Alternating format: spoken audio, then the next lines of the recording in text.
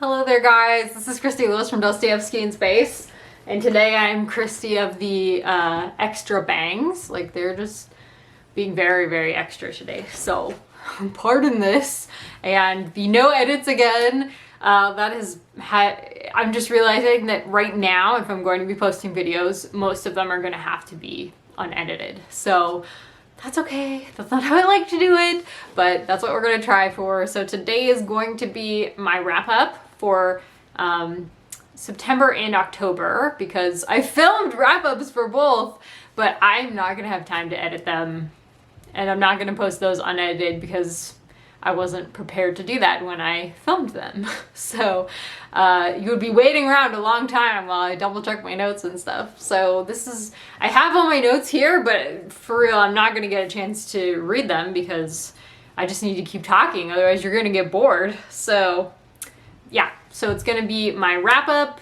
Thankfully, my wrap up for October is pretty small, and then September I was still reading a lot at that point, but yeah, some of them are books I've already talked about and stuff. So, and then I'm also going to talk about my November TBR for nonfiction November and for Project Gutenberg, rating Project Gutenberg. So yeah, let's jump in. Okay, so for my September wrap up, one of the things I finished was The Appeal by Janice Hallett, which is kind of a mystery thriller. It's not a thriller like an FBI thriller or something, but you always have kind of questions in your mind about what's happening. Maybe it's more of a mystery. That might be a better... Anyways, it's told in emails for the most part. There are some other types of material in there, like text and stuff. But basically you're reading people's emails is kind of the idea. Oh, I forgot to do my nails. I was gonna do them silver for you. But guess who forgot that it was daylight savings? Or is it the opposite of daylight savings? I don't know. It's getting darker an hour earlier than it was yesterday, so I just had to go. Hence these things and not having time to fix them. Anyways, yeah, so The Appeal by Janice Hallett. This is following a group of players in an acting society, and there's a couple different crimes happening in this book, but you have to kind of read to find out what they are and who may have committed them. And I think it was well done on audiobook. But for me, honestly, I think I'm too lazy for mystery books, because usually if I'm physically reading a book, it's because I really think the writing is beautiful and that alone is worth reading it, or it's like conveying some truth to me, like it's nonfiction or something, or it's like manga where you have to read it. You can't just listen to a manga, you know? So I feel like mysteries are not a genre that I'm willing to sit down and read, unfortunately, and following them on audiobook doesn't really work for me very well, because there's usually a pretty large cast and you're kind of guessing who did what and all that. So yeah, I feel like it's not really a book for me, although I did finish it, but I got very slumpy while I was listening to this, and I just ended up falling back down into the K-pop rabbit hole and other things. I listened to a lot of BookTube in September because I just wasn't that interested in my audiobook. Basically, I was just listening to it because I wanted an audiobook to listen to. And yeah, so anyways, I finished it. I thought it was good. I think it gets probably really high ratings for mystery lovers, but not really my kind of book. So there's that. And then there is Hat Atelier. I think I've been mispronouncing that. This is book 3, which I'm in the middle of.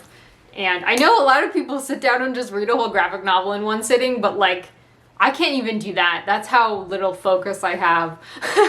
Although I actually did it on the 24-hour readathon day with Jeannie, but this I just sit down, and if I'm not having the right headspace for Jane Eyre, which I have right here and I'm still working on, because this is the only Victorian book that I really made any progress with last month during Victober. Shame on me. I had so many plans, but then The Name of the Rose sapped all of my reading energy, and I fell back into the Korean pothole.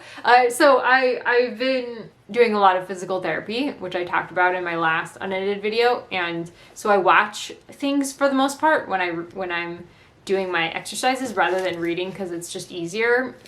But I did read some Jane Eyre, and I watched a lot of Korean stuff, and I'm working on this. So I finished volume 2 of The Witch Hat Atelier, which I just love this series. It's following a young witch as she makes friends with her fellow apprentices, and they kind of get into trouble while they're learning magic, and the illustrations are really just my favorite thing. I really love the illustrations. They're adorable.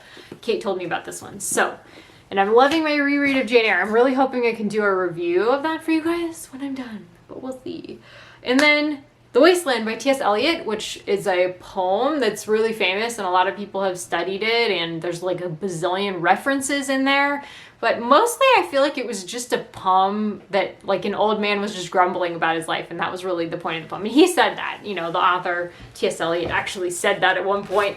It's just me complaining, me old man complaining. So I enjoyed it because I just liked the mood, but I didn't really understand it. I tried following things at first for like the first 2 or 3 parts. I was like, I'm gonna decode this. And then I just gave up because I don't think it's really a poem to decode. But maybe you all have different opinions. I don't know.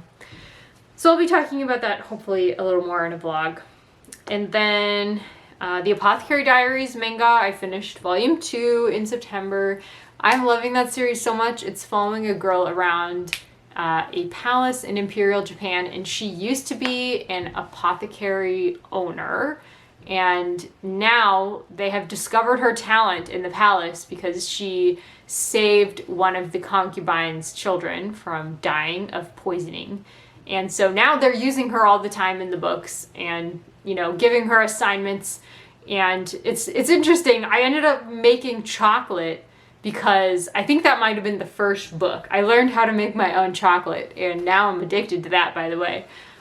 So I enjoy, it's like very rich feeling to me. It feels very rich, and I'm always like eager to get to the next book. But because they're manga, and I want to use them for motivation and for when I really have no focus for reading. So I don't read it too quickly, but I'm really, like, that's probably my favorite manga series I have going right now. Although, honestly, I'm also really loving my reread of Fruits Baskets. These just never get old because Toru. So, I finished, which one did I, oh, this was the next month, I think. But, well, anyways, I finished, which volume did I finish? Now I don't, oh, volume 5 is what I finished. So these are the specialty volumes, and I think they're, like, ahead of the regular volumes because they're so thick. But yeah, so I finished volume 5 of my reread, and I'm really loving this again. Toru Honda is a girl who is not thrown out of her home exactly, but she's told that you need to go live with some friends for a while. We're gonna get some repairs done on the house. And I believe it's with her grandparents or her aunts and uncles or something that she was staying with. And so she ends up camping, and then she can't camp anymore at one point, and there's these 2 boys at her school, the Soma boys, who invite her to stay with them, and the housekeeping of it all is very, very cute. I love that. I love Toru's attitude all the time. I love her friends. I love the Soma boys, and the whole thing about the Soma boys is that they have the spirits of the Chinese zodiac inhabiting them. So if they become weak, or if they're hugged by the opposite sex, they transform into their zodiac animal. So it's really a fun, cute series. And it's really, for me, it's all about the humor and also the meaning that Toru finds in life and like shares with everybody, and that her mother shared with her. Her mother instilled a certain love for people and herself and life in general. And so she just constantly has this attitude that's like, I just love it. It's so cute. So yeah, all the cuteness vibes. And let's see, what else? So I DNF'd 2 romance books. I really wanted to like romance. I so far have not found any romance that I really like loved, except for one so far that I found. So I'll tell you about that in a minute. But I tried The Lord of Ravensly by Constance Heaven. Is that her name? Constance Heaven? It's probably a pen name. The problem with that one was I think I was expecting something like Bronte. The cover is like, I love the cover love majorly, but it's got all the moodiness, but it's not like the Bronte sisters. I think I'm expecting too much maybe of the romance genre, but prose really matters to me. If the prose is like really like eye roll worthy, I have a hard time seeing past that, unfortunately. I guess it's the English major in me, I don't know. Maybe I wouldn't have cared if I was younger, but now I'm just like, why am I reading this? I'm not enjoying it, so that's unfortunate. And the same problem I had with Butterfly Swords by Jeannie Lynn. Totally different eras. Jeannie Lynn, her book is set in China at some point. I don't even know. I didn't research it all that much. But the writing style, again, was just like, it really left something to be desired for me. So I haven't really found any romance yet that I loved, with the exception of this book called Comeback by Lynn, Ashwood, and Rachel Rose, which is a K-pop novel. Oh man. Okay, so I've heard a lot about romantic subgenres and how they're so fun for romance readers. They love like Hate to Love, or I don't even know. There's a bunch of them. There's a bunch of subplots that romance readers will enjoy. And so this is actually a romance scandal, kind of a subplot romance.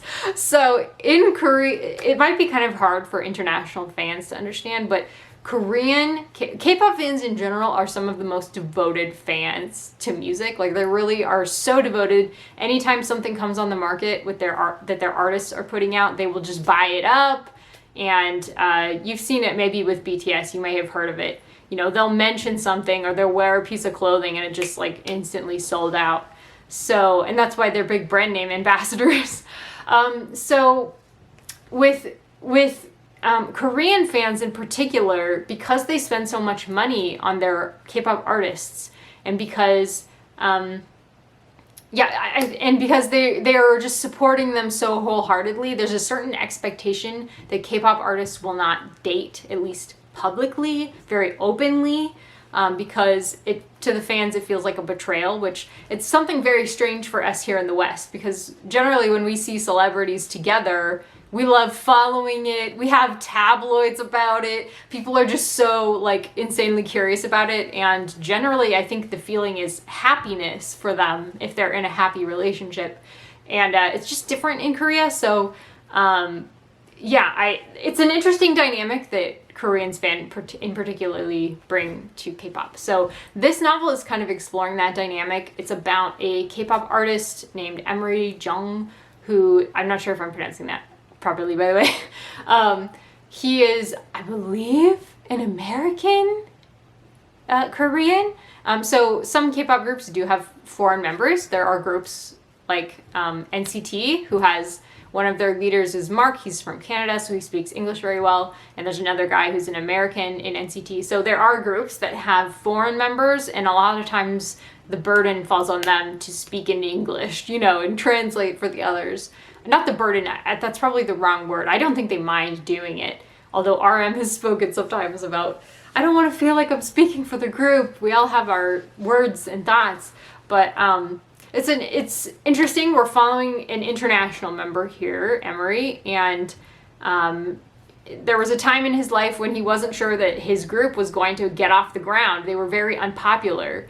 And again, we're getting another tie to NCT here. I really think that NCT was a huge influence on the group in this book. It's a fictional group called Neon, and NCT's color is neon green.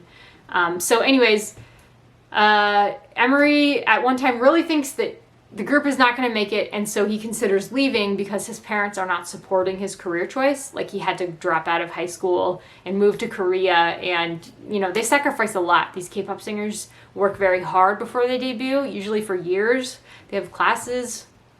They have to learn languages and dancing and singing and all these skills, rapping and composing and stuff like that. They take tons of classes, and so it's a real life commitment for them.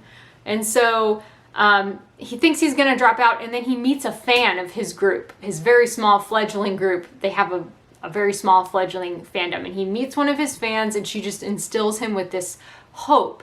And so This book, and then it takes place later after his group has taken off and they're super popular, and he sees this girl again, and so he's like not gonna let her go, you know, he's gonna chase her down, and it's really about their relationship. And there's a lot of heaviness in the book because there's talk of one of the characters has a member of his family who is a member of her family who has committed suicide, and so she's really struggling with that.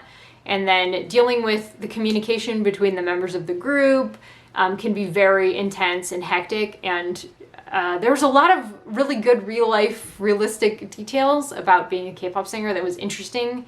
It's called Comeback, so it's set in like the first couple weeks after they release a new album, which is called a Comeback. And it's a very hectic time in a K-pop group when they have released a new album, because they're not getting much sleep, they're barely eating, they're just like surviving on shows and catnaps and like chicken breasts, you know? So it's a really interesting book. I thought it really was a fun glimpse into what these authors at least think that K-pop artists' lives might be like. So I really loved it. I really enjoyed it a lot. So I finished that one, yay. What else did I finish? Kev and I finished listening, sorry, my phone keeps going off. Kev and I finished listening to Before I Fall by Lauren Oliver, which was a young adult contemporary book, and I thought the narrator did such a good job inhabiting the characters, and Kev and I both really enjoyed it. So that was exciting that he enjoyed it. It's still one of my favorite young adult books, although it's not diverse at all. So unfortunately, it's published before diversity really became something that YA fiction was known for. So it's very like white and middle class, you know? So that's unfortunate. But honestly, the story, like the plotting, the architecture of the story is fascinating. It's about a girl who is killed, and you know that this is going to happen. She's killed one night after going to a party, and then she has to keep reliving the day over and over again until something happens. And I don't want to ruin it for you, but I loved the meaning of the story, and I loved the characters, and I loved the audio narrator. She was fantastic. So it was a little bit long.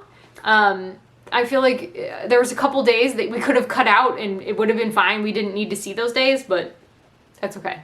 And it's also very purple prosy. I think the prose is beautiful and it moves very quickly, but there are moments when it's like you're going on too long. You could cut this part out. So, and I think Kev and I felt kind of the same way about that, but we both really enjoyed it, and I'm happy that Kev enjoyed it. So we're always looking for books that we can both enjoy. So and then I also finished a Christian Heroes Then and Now audiobook. This is a series that's available on Hoopla, and I normally wouldn't read a book unless I'm like very sure of the source material, because it just feels lazy to me. I like having sources. I like being able to check it and double check everything. But this was by Janet and Jeff Benge, and I forget who is is it YWAM Publishing or something like that. So anyways, but it's just very convenient for me. It has like a series of Christian missionaries that it talks about in Heroes and stuff. So this one was about Gladys Aylward, who was an English maid, I think. And she really wanted to become a missionary to China and was just like committed to it, even though nobody was supporting her. She had to like make all of her own money to get there and to find her way there. She didn't really have any connections. So it's just wild. She almost gets like trafficked in Russia. She gets taken to Russia. It's just wild, the stuff she goes through. And when she finally gets to China, she has problems with the missionary there that she's supposed to be training under. Like, she's kind of a feisty missionary. So it's wild. And she doesn't have enough resources constantly. She does not have enough resources to do what she ends up doing. But she ends up doing it anyway because she's just relying on God to provide. So, for example, there was a lot of children that she would see needing help that were maybe being trafficked or just didn't have anybody caring for them. And so she would take them in, and she ended up with hundreds of children that she was taking care of. And it was like, how? How are you doing that? She didn't know. She was just doing it. Thank you, Lord. So Yeah, amazing stuff. I really enjoyed the biography, hearing about her, and I plan to read more. I plan to read, there's one about Amy Carmichael that I want to read, because I read a book by her called Rose from Briar. I have it around here somewhere. And it's really a wonderful book about chronic illness and living with chronic illness and being a Christian. And it's like her love letters to people with that, because she was, for a very long period of time, confined to her bed with an injury, and it just like, it took a long time for her to get better. And so while she was enduring that was when she wrote those letters. So Rose from Briar, highly recommend, and I'll be continuing on with the series. I really just needed some Christian nonfiction because it's been a while since I've been able to really read that. So what else do we have? Oh, and I also finished, this was in October, as was Comeback and The Christian Heroes. I read this book called Familiar Things by Hwang, Sok-young. I don't know if I'm quite pronouncing that either, unless I actually see the Korean pronunciation, the Korean spelling of a name. I have trouble telling by the romanization which vowels it is and stuff like that. I think I looked it up, but I didn't write it here for some reason. So, yeah. Anyways, this was a fabulous book. So sad. Completely heartbreaking. Amazing. Why is nobody talking about this book? Wow. So this is a Korean book. It's set in the 80s in Korea. And it's about a family who, it's a son, a mother, and a father. And the father is picked up and put into like a re-education camp by the government. And so the mother and son can't make it on their own. And so they end up going to a trash dump, like a dump, and living there and working there as trash pickers. And it's about the society that sprang up there and how incredibly unhealthy it was. Like, there's this scene where there's a lot of flies at a dump. So what happens is planes will fly over once a month and just dump poison, you know, over the flies, so that the flies will just fall out of the air. So the children will run outside and watch this happen. They will watch all the poison being dumped, hitting the flies falling to the ground, and they think it's interesting, you know, and I'm just like, get away from there! Don't you know how bad that is? And of course they don't know, it's the 80s. There's like tons of really terrible, unhealthy things like that are happening in the book, and your heart's just breaking, and it makes you really think about what you throw away and how much you waste, you know. So incredible book, highly recommend. I got this from Namjoon's bookshelf, a picture that he took of his bookshelf and put on Weverse. So thank you, Namjoon. I'm planning to read anything that Namjoon recommends that's Korean. Some of his other picks that are like things that would be translated for him, you know, like Russian or American or whatever. I don't always like those choices of his, but if he can point out some Korean books to me, I'm gonna trust his recommendation 100%, because this is an amazing book and I highly recommend it. Familiar Things by Hwang, Sok-young. And I'll put this down below so that you guys don't miss that if you're interested. That was like one of the books that I read in October that I was very, very glad that I got a chance to read that one. So I also DNF'd The Pickwick Papers by Charles Dickens. It's not a bad book, guys, but it's a comedy, and humor is not my first language. I have so much trouble with humor. It's not that I don't like humor, but I will not read a gigantic book just because it's funny. Usually that's not my vibe. I'm more of a drama person. And so this book is a comedy, and I think reading it physically, I was enjoying it. It's just that it's so long, and to me, I have like lost almost all of my interest in long fiction books because I just want to be reading other things now. An era has passed. I am now into short classics and nonfiction, and yeah, that's what I would really like to be reading. So I think this was probably going to be a permanent DNF for me. If I could listen to it on audiobook and enjoy it, then I would 100% be on board. That's what I was hoping to do. This was going to be a group read for me with some Victober friends, and I was so looking forward to it. I really wanted to read it with them. But I could not really enjoy it on audiobook, so that was a no for me, unfortunately. And part of it, again, was because The Name of the Rose. I still haven't finished The Name of the Rose, in case you were wondering. I'm trying to vlog it, but Victoria finished it like a month ago, and I'm still at like 65% or something. So The Name of the Rose... Oh, I should tell you, the Pickwick Papers is about the Pickwickian Club, and it follows the Pickwickians. In the very beginning part that I've read, they kind of go out into the world to record what they see, and it's funny. It's very funny. Everything about it is funny. The prose, the situations, it's all very humorous.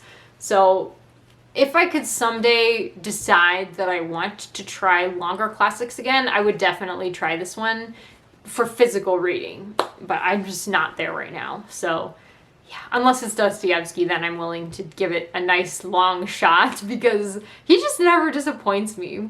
He's got humor and drama and philosophy and everything that I love. So Dostoevsky is the exception to like every rule for me. I don't even apparently love Russian literature that much unless it's Dostoevsky. Every single thing I read by him is a banger. So I don't mind reading his books if they're long, because I just enjoy it all the way through, which for me is my new measure. I have to enjoy it most of the time when I'm reading it, if it's going to be worth it, and if it's fiction. So anyways, Pickwick Papers, okay, and so yet again, I'm not impressed by Dickens. Not that I'm not impressed, that's not really fair, but I've just not found the right Dickens for me yet, unfortunately. I did like A Tale of Two Cities, but it had some major flaws, even though the ending had me like sobbing, and I loved it. It's just, it had some flaws, particularly in the characterization area, so. And I also re-listened to Atomic Habits. I read that recently on my own, and then Kevin and I listened to it in the car, and I really enjoyed re-listening to it. I feel like most of the habits that I tried during that time haven't stuck with me, but one of them has, and that is cleaning the dishes as soon as I'm done with them. I don't just put them in the sink and leave them there until evening anymore, like I used to, and then do them all in the evening. I do them throughout the day now, and that is such a nice habit. I'm so glad that I was inspired to try that. So, yeah. I feel like it had some really good pointers in it as well. Atomic Habits by, was it by? Oh, I didn't write it down. And I think Kevin enjoyed it as well. He said there's some good advice in there. Although it was a little bit too, like, by the book for him. But it was really, really great on audiobook. Highly recommend on audiobook if you're looking for some nonfiction. Okay, so, and I wanted to briefly touch on the music videos that I've been loving. Actually, these are past favorites of mine that I've never talked about on my channel. Actually, that's a lie. I've talked about Say My Name by Ateez. I've definitely talked about that on this channel. Maybe I should recommend Gorilla by Ateez. That's like their newest music video, and it is fire. It's like a dystopian universe, and so they're setting up basically music to kind of communicate a message of rebellion and freedom. So anyways, I really love the style of Gorilla. I love everything about Gorilla. Highly recommend. Highly recommend. I will link Gorilla down below, Say My Name down below as well. That was not my introduction to Ateez, but it was, I imprinted on them because of Say My Name, particularly Hwang, the leader. Anyways, so, and then the other video that I really wanted to talk about was I Can't Stop Me by Twice, which again is like a past favorite of mine. I'm not like listening to it all the time these days, but I think that the song is incredible. It really showcases their voices, and it's basically about how they want to, there's like, it sounds like it's like an unhealthy relationship and they want to stop themselves, but they can't do it on their own. So that's a great one. There's so many other ones that I could recommend by Twice. Twice is life. Twice is amazing. You cannot go wrong with Twice. If you see a Twice music video, just click on it. You'll love it. Hi again. Okay, sorry, we got cut off because I'm being a chatterbox. Okay. So, November TBR, let's move on to that. So, Nonfiction November. I'm excited about Nonfiction November, but I'm already in the middle of several books, so I'm not really planning on starting many new things. I am still in the middle of a history of Korea. Actually, I'm past the middle point now. Yay. So this is how much I have left. I think Jenny got this for me last year for Christmas.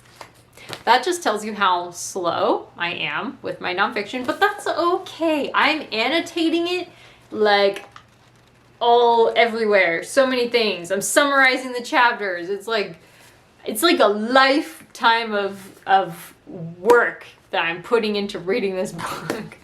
Honestly, it probably took a lifetime to write. Like, it's very compact and informative, and I love it. So, and there's no audiobook, there's no ebook, so yeah, I'm just physically reading it, and this is how long it takes me to physically read books. A year. That is how long. I'm also supposed to read The Devil in the White City by Erik Larson, which I have a feeling would be a quick read, even though it's pretty thick, because in my past experience with Erik Larson was that he was so gripping and interesting that I could just read him very quickly, but I listened to the other book that I read by him. So I'm still waiting for the audiobook because I didn't think ahead like Tiffany did. I'm supposed to buddy read this with Tiffany. She thought ahead and ordered the book on audiobook through her library, and she probably has it by now. So she's probably already started it, and I did not think ahead, and so I still need to wait like a month until I have the audiobook. Unless somebody passes on it and passes it to me. So I would love to read this for Nonfiction November, but I don't think it's gonna happen because I don't have the audiobook. So there's that one. Oh, Yeonmi Park. It's over there on my shelf. I apologize. It's In Order to Live by Yeonmi Park. This is for the fun to readathon. I'm gonna be reading this with that group, and I can't wait to read that. I have the audiobook for that one and the physical book that I got from a thrift store. Winning. I'm fascinated by North Korean defector memoirs. I can't stop reading them. This will be like my fourth, I think, or would it be my third? It's my third or fourth, and I'm excited to read this one. I've heard this one actually referenced by Koreans previously, like talking about it and how passionate she is and stuff like that. So I think that she and her mother tried to escape from North Korea and were sold into sexual slavery in China. So we'll probably be covering that, and I really want to read it. Like, I would love to start it like tonight, but probably what I will read tonight will be for Project Gutenberg Readathon. That is Rating Project Gutenberg. Why is that so hard to remember? I made it up. Anyways, that readathon is going very well. We had some reading sprints yesterday, I think, or the day before. No, it was yesterday. And I loved that. That was so fun. You guys should definitely go watch our reading sprints and read along with us and then listen to our chatting. It's so fun. It was like full of good stuff. So, I started Knock 3 Times by Maren St. John Webb, and it's very fairy tale vibes. I think I might DNF it though, unless I finish Jane Eyre and my manga, then maybe I'll move it into that reading before bedtime slot. Because again, I love children's literature, but it's kind of like, I only really want to be reading, like, nonfiction is the most interesting thing to me right now. It just takes me so long to read nonfiction that I usually try to fit audiobooks and other kinds of relaxing books in there in the meantime, just to break up the nonfiction. So it's not that it's bad at all. Like, I'm enjoying it, but I can't seem to focus on it. I don't find it interesting enough anymore. So that's unfortunate. I'm like 30% through it. And it was good. It was like spooky. It's about 2 children who find their way into the possible world from their impossible world. That's what the two worlds are called, which is funny. So they find their way into a parallel universe, and there's a gray pumpkin they followed the gray pumpkin, they saw it hopping along, and then it went into a tree, and out the other side of the tree, there's doors in the tree to this other parallel world. And they find out that the pumpkin is actually imprisoning an evil magician or something. It's like cute spooky, you know, it kind of reminds me of Neil Gaiman. So I like enjoy it, but I'm just like more drawn to nonfiction. So I went ahead and started Southern Horrors, Lynch Law in All Its Phases by Ida B. Wells Burnett. And this is for Mark's Challenge and Kate's Challenge, and it's Nonfiction November. So this is a pamphlet written by Ida B. Wells, who was a civil rights activist when did she write? It was like written in 1889, I think. And she is a powerhouse. She's just like, I'm here to tell you that what is happening in the South is not that Negroes are raping white women. That's not what's happening here. What's happening is white women are falling in love with, black men and sleeping with them, and then the black men get blamed, and then they get lynched. That's what's happening here. So that's so far what it's been about. And it is like so convicting to me as a Christian because Frederick Douglass wrote an introduction to this pamphlet when it was finally published. And he was like, why isn't everybody screaming in horror when they read this pamphlet? It's because they are morally glazed over. That's not the term he used, but pretty much they don't care because they've been desensitized to the violence that's happening against black people. So it's so convicting. It's like really heavy, but it's only 40 pages long. And so I can't believe I've never read it before. Why have I never read this? I read Letter from Birmingham Jail, Martin Luther King. I've read several things by Martin Luther King and I loved all of them. He was incredible. But why have I never read anything by Ida B. Wells Burnett? Don't know. Now's the time. Also we're going to be reading Restless by Samuel Johnson. This is the group read, which I'm excited about because, again, I'm reading Jane Eyre, and one of my favorite characters in Jane Eyre reads Restless, and I've heard it referenced elsewhere, and Kate did too. Kate was just reading something by Oscar Wilde that referenced Restless in the introduction. So it's like a staple, and I've had it on my Kindle for forever and never gotten around to reading it, so excited to do that. I have already proofread one page for Project Gutenberg. That's my challenge. And what else? I'm still working on Jane Eyre, still working on The Name of the Rose, although at this point, am I gonna finish it?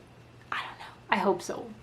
I want to talk about it with Victoria, but long books right now, guys, are not my thing. I am not interested if it's like over 400 pages, too long. Give me short books. Okay. But I also wanted to mention Tom from LA Books just put out a graphic novel. He published it with, I think some other people are involved. But because Tom is involved, I obviously want to read it. So I'm going to link it down below. You guys should definitely order or pre-order. I'm not sure if it's available yet. He gave me a review copy, so I definitely want to read that this month, if at all possible. And thank you so much, Tom, for the review copy. And I hope you all will definitely check that out, because anything Tom is working on, worth checking out. Okay, I think that is it. I've rambled for long enough. I'll talk to you guys soon. Let me know down below what you are reading this month and what your favorite book from the last 2 months has been. Okay, I'll talk to you soon.